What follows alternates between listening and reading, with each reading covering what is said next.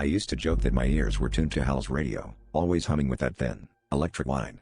I chalked it up to tinnitus, too many concerts, too many late nights with my headphones blasting.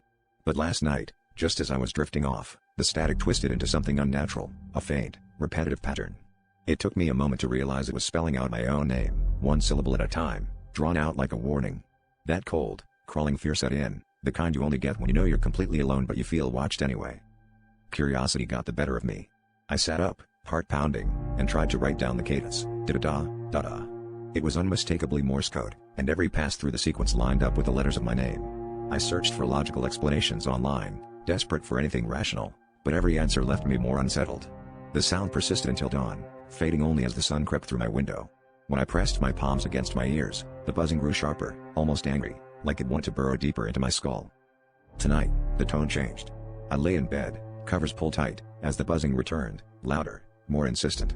But this time, it wasn't my name. The code was new, a sequence I didn't recognize until I looked up the translation. My stomach dropped when I read the result. It was my sister's name. My phone sat dark and silent on the nightstand. She was out late, didn't answer when I called, and the code kept repeating, faster and faster, like a warning I couldn't interpret in time. I tried to drown out the noise, music, white noise, anything, but the buzzing cut through it all. The last message it sent was different, a single word, over and over. Run. I stumbled to my feet, reaching for my phone, just as I saw the missed call from my sister, time-stamped at 2:13 a.m. No voicemail. Just the buzzing, now so loud it was all I could hear, as if something was trying to claw its way through the silence and into my world.